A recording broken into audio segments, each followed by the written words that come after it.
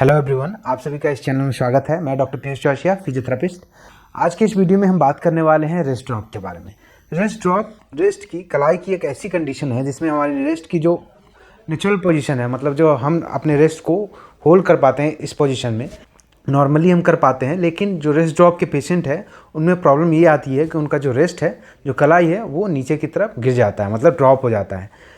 और जब हम कोशिश करते हैं अपने रिस्ट को, अपने फिंगर को ऊपर उठाने की, ये वाली मूवमेंट करने की, तो या तो बिल्कुल ये जो रिस्ट एक्सटेंशन है, फिंगर एक्सटेंशन है, या तो बिल्कुल नहीं हो पाता है, या फिर थोड़ा बहुत कॉन्ट्रैक्शन आता है। कुछ इस तरह से थोड़ा बहुत हम कोशिश करने पे थोड़ा बहुत मूवमेंट हो पाता है।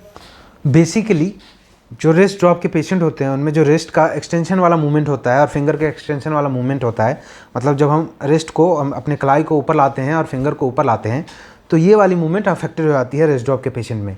और जो उनका जो रिस्ट है और जो उनका कलाई है वो हमेशा फ्लेक्शन वाले पोजीशन में रहता है, मतलब लटका रहता है, ड्रॉप हो जाता है, जो कि एक न्यूरोलॉजिकल कंडीशन है, जो कि हमारे रेडियल नर्व के इंजरी की वजह से देखने को मिलता है।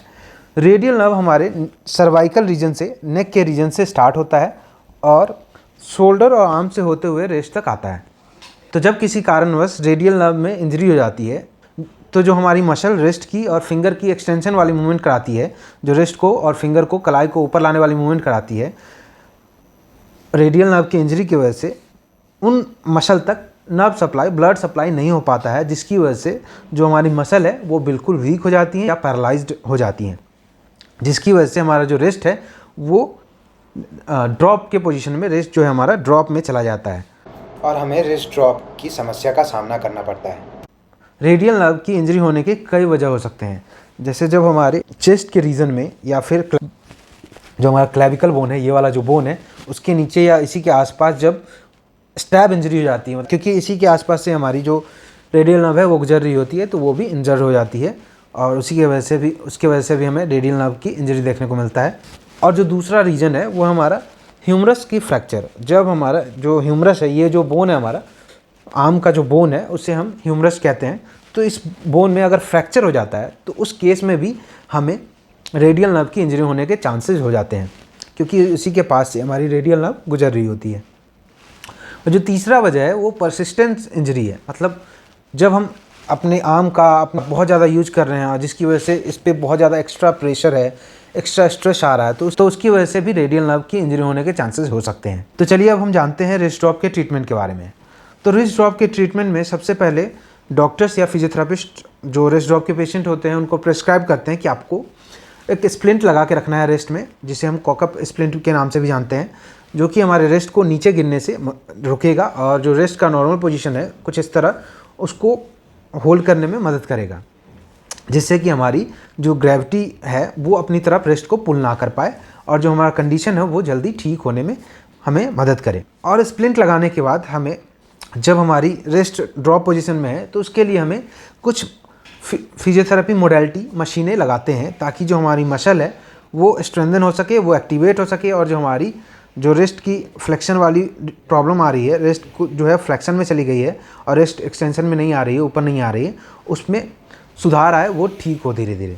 तो अगर आपको भी रिस्ट ड्रॉप की समस्या है और रिस्ट को ऊपर लाने में, कलाई को ऊपर लाने में काफ़ी ज़्यादा दिक्कतों का सामना करना पड़ रहा है और कई बार हो भी नहीं पा रहा है आपका रिस्ट ऊपर, तो ऐसे कंडीशन में आपको फिजियोथेरेपिस्ट से कंसल्ट करना चाहिए और ट्रीटमेंट स्टार्ट करना चाहिए, ताकि आपकी जो ट्रीटमेंट है वो प्रॉपर ढंग से हो सके। तो आज मैं इस वीडियो में कुछ इंपॉर्टेंट एक्सरसाइजेज बताने जा रहा हूँ, जो कि उन लोगों के लिए फ़ायदेमंद होगा जिनको रिस्ट ड्रॉप की समस्या है, जो उनका रिस्ट है वो ड्रॉप हो चुका है और जब वो रिस्ट को ऊपर ला रहे हैं तो ऊपर लाने वाली जो मूवमेंट है वो काफ़ी हद तक इम्प्रूव हो चुका है, और जब वो ऊपर लाते हैं रिस्ट को, कोशिश करते हैं, तो थोड़ा मूवमेंट हो पा रहा है या फिर कॉन्ट्रैक्शन आ पा रहा है, तो उस कंडीशन में हम एक्सरसाइजेस करके इस कंडीशन को ठीक कर सकते हैं। तो चलिए अब हम जानते हैं फर्स्ट एक्सरसाइज। तो हम फर्स्ट एक्सरसाइज करेंगे रिस्ट सुपिनेशन, ये वाली मूवमेंट। जो हमारी रिस्ट है वो प्रोनेशन में है, ये वाली जो पोजीशन है इसे प्रोनेशन कहते हैं, इसे सुपिनेशन कहते हैं। तो हम अपने रिस्ट को, अपने एल्बो को किसी भी सपोर्टेड पोजीशन में रख लेना है और ध्यान रखना है कि रिस्ट जो है वो फ्लेक्स ना हो, पूरी तरह मुड़ा ना हो, थोड़ा एक्सटेंडेड हो। और ऐसा करने के लिए अपने दूसरे हाथ को की सपोर्ट से एल्बो को पकड़ लेना है, जो अफेक्टेड हैंड है, और फिर हमें सुपिनेशन वाली मूवमेंट करनी है, ये वाली। जब सुपिनेशन में हम ले आते हैं तो थोड़ा स्ट्रेच करना है, ताकि हमें अच्छे से स्ट्रेच आ सके। और इस पोजीशन को 5 सेकंड के लिए होल्ड करना है, फिर नॉर्मली ले आना है। जब आपको ये एक्सरसाइज इजी लगने लगे, आप आसानी से इस एक्सरसाइज को करने लग जाओ, तो ये एक्सरसाइज जो हमारी सुपिनेशन वाली मूवमेंट इजीली होने लग जाए, तो हमें इसे वेट के साथ करना है। वेट के साथ करने के लिए हमें डंबल ले लेना है, या फिर आप पानी का बोतल भी ले सकते हो, ½ kg का या 1 kg का। और फिर हमें सेम प्रोनेशन से सुपिनेशन में लानी है, कुछ इस तरह। प्रोनेशन में है, सुपिनेशन में लाया, थोड़ी देर होल्ड किया, 1 2 3 4 5, फिर नॉर्मली ले आया। इस एक्सरसाइज को हमें 20 से 25 बार रिपीट करने हैं, और आपको दिन में 2 से 3 बार जरूर करने हैं। अब हम सेकंड एक्सरसाइज करेंगे, फिगर ऑफ 8।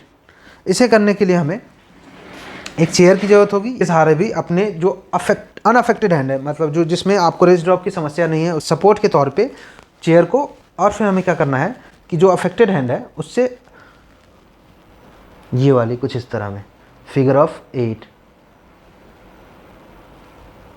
तो जब हम पास में ला रहे हैं तो रेस्ट जो है एक्सटेंड में जा रहा है, एक्सटेंशन में जा रहा है, और जब हम दूर ले जा रहे हैं तो फ्लेक्शन में जा रहा है। तो ऐसे वाली हमें ये वाली मूवमेंट कम से कम 25 से 30 बार रिपीट करने हैं, और इस एक्सरसाइज को भी दिन में 2 से 3 बार जरूर करनी है। अब हम थर्ड एक्सरसाइज करेंगे, जिसका नाम है डोंट फॉरगेट टू टिप। इसमें हमें टिप लेने वाली पोजीशन करनी है। तो हमें इसे करने के लिए नॉर्मली खड़े हो जाना है, और हमारा जो अफेक्टेड हैंड है उसे हमें साइड में रखना है, बॉडी के साइड में, और हमें हाथ को पीछे लेके जाना है, और फिर हमें एल्बो को थोड़ा बेंड करना है, और हमें कुछ इस तरह वाली मूवमेंट करनी है, ये वाली। जैसे हम टिप मांग रहे हो तो ये वाली मूवमेंट हमें करनी है।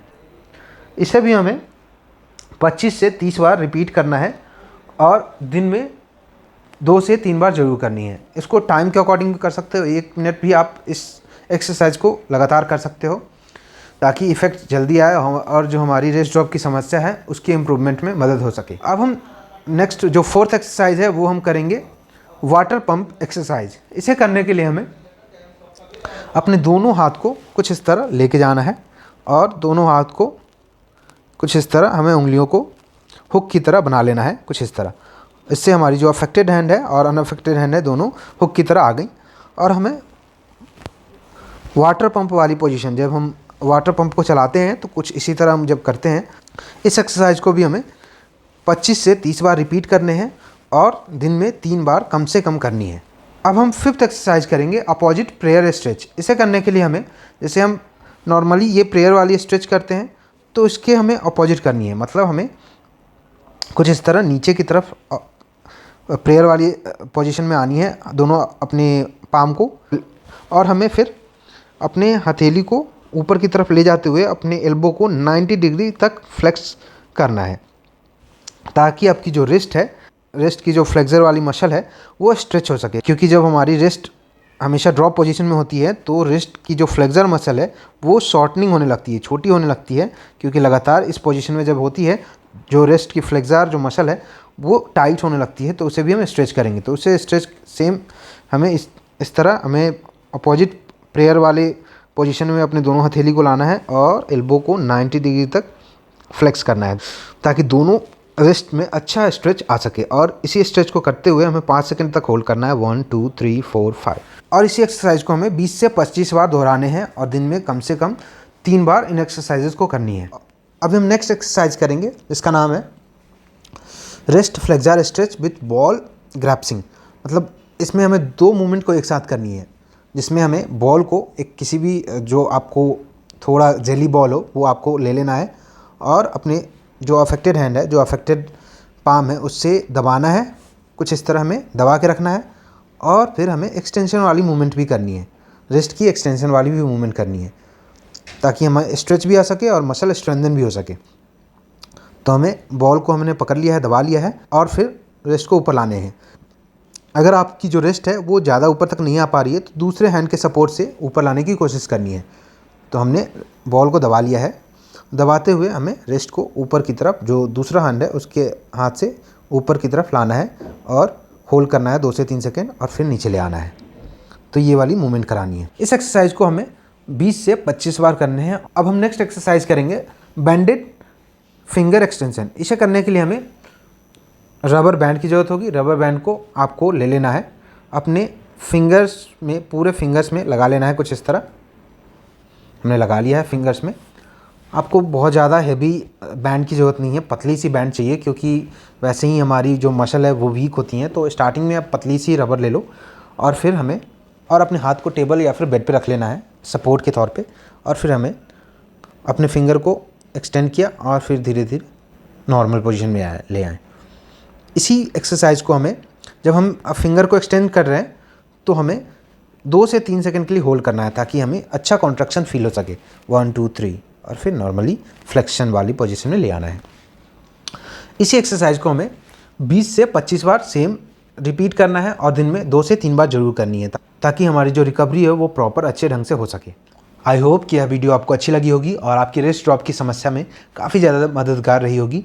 तो कृपया आप इस वीडियो को लाइक करें, शेयर करें जितना ज़्यादा से ज़्यादा हो सकता है, ताकि उन लोगों तक यह वीडियो पहुंच जाए जिन लोगों को रिस्ट ड्रॉप की समस्या है। और अगर आपने इस चैनल को अब तक सब्सक्राइब नहीं किया है तो कृपया इस चैनल को सब्सक्राइब करके बेल आइकन को दबा दीजिए, ताकि ऐसे ही हेल्थ रिलेटेड वीडियो का अपडेट आपको मिलता रहे। धन्यवाद।